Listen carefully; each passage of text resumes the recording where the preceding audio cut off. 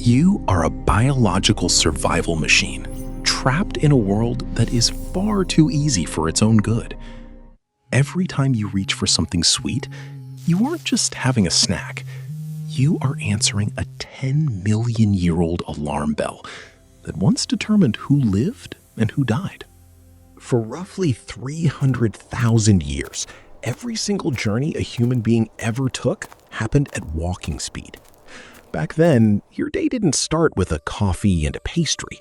It started with a 20-mile trek through territory that could kill you just to find a single meal. We are the best long-distance walkers on the planet, equipped with arches in our feet that act as springs and millions of sweat glands designed to keep us moving while other mammals overheat. But this incredible endurance had a massive energy cost. To walk for weeks on end, to never stop when every other predator has to quit, you need fuel. And in the ancient world, fuel was the rarest resource on Earth. This is why your obsession with sugar didn't start with a soda company. It started 10 million years ago on a forest floor in Africa. Our ancestors were small primates searching for an advantage, and they found it in fruit that had fallen from the trees. When fruit sits on the ground, its natural sugars begin to break down, starting a process of fermentation. These primates weren't just stumbling upon a snack. They were finding a high-energy jackpot that signaled dense calories. Over millions of years, our ancestors evolved not just to tolerate these sugars, but to actively hunt them down. By the time anatomically modern humans appeared 300,000 years ago, the sugar seeker was already hardwired into our DNA. Think about what happens inside your head when you see a dessert.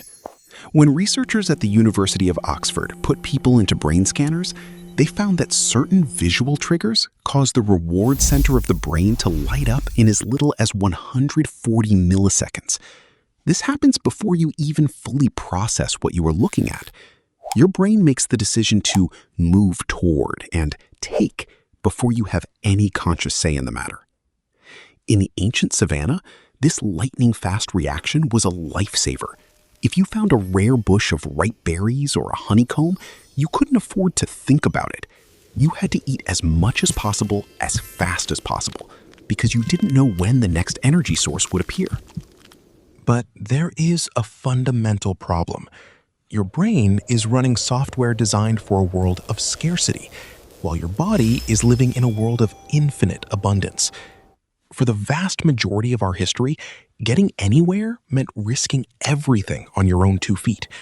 We walked across the Middle East, through the mountains of Europe, and across land bridges into the Americas, covering 15,000 miles without ever knowing the destination existed.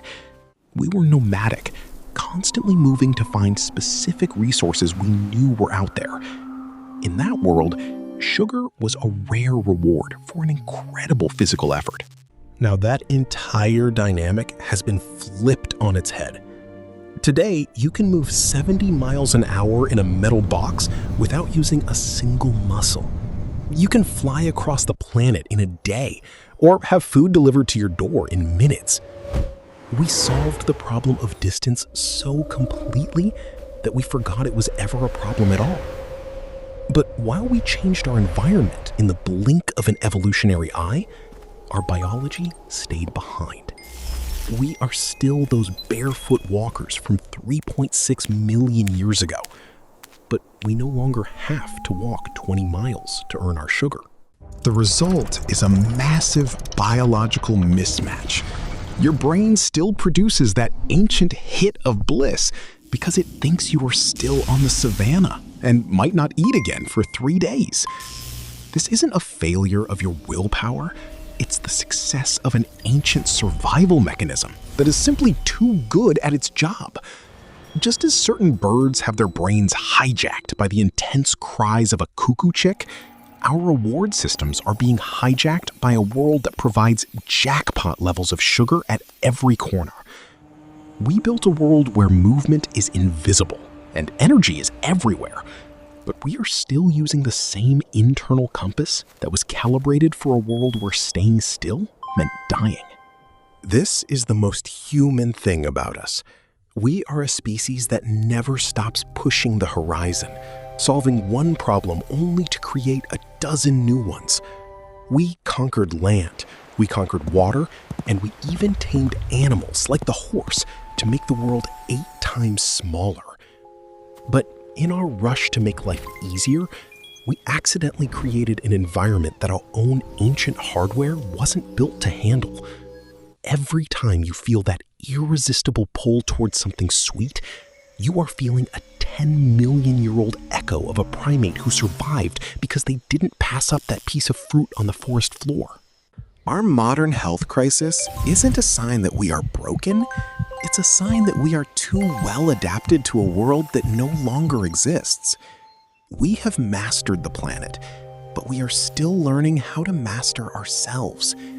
If you want to understand why you do what you do, stop looking at the person in the mirror and start looking at the ancestor who walked 15,000 miles just to see what was on the other side. The real struggle of the 21st century isn't finding enough to survive. It's surviving everything we found. If this look into our primal past changed how you see your daily habits, make sure to subscribe and hit the bell so you don't miss our next deep dive into the hidden history of us.